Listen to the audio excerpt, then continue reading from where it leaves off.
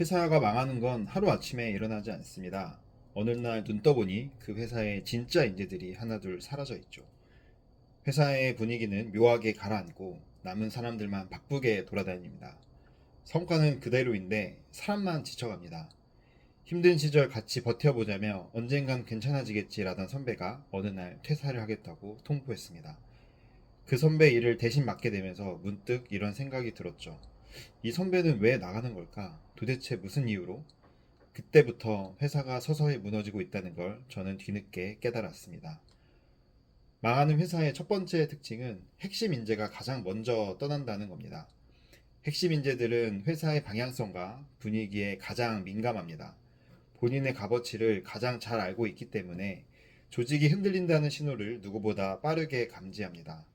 그리고 그들은 이 배가 기울고 있다는 걸 알면 더 이상 충성심만으로 회사를 버티지 않습니다. 이미 밖에서는 그들의 존재를 알고 있고 좋은 조건으로 영입하려는 손길은 늘 있습니다. 회사에 대한 불안감과 새로운 기회의 유혹이 맞물리는 순간 그들은 가장 먼저 회사를 떠납니다. 저 역시 첫 번째 회사를 떠올려 보면 그랬습니다. 신입 때 일 잘한다고 소문났던 선배들이 하나 둘 퇴사하기 시작했죠. 그땐 몰랐습니다. 그게 회사의 위기를 가장 먼저 알리는 신호였다는 걸요.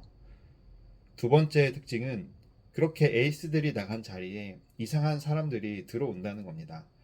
회사는 공백을 메우기 위해 급하게 사람을 채용합니다. 혹은 내부에서 전혀 다른 일을 하던 사람을 돌려 세웁니다.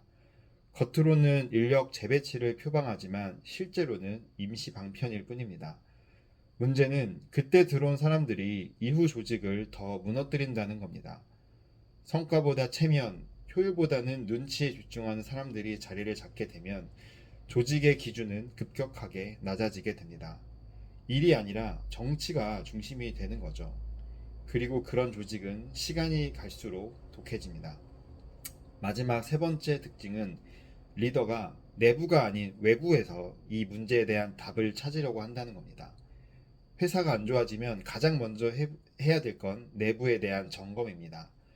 도대체 무엇이 잘못됐는지, 어떤 시스템이 멈췄는지 봐야 합니다.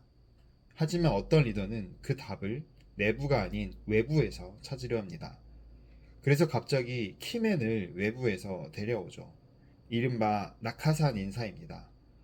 겉으로는 새로운 바람처럼 보이지만 실상은 내부를 더 혼란스럽게 만듭니다.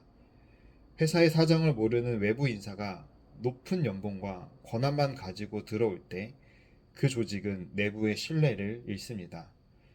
결국 남아있던 인재들도 마음을 접게 되죠. 이 세 가지는 어떤 특정한 회사뿐 아니라 하나의 팀, 하나의 조직에서도 똑같이 일어나는 현상입니다.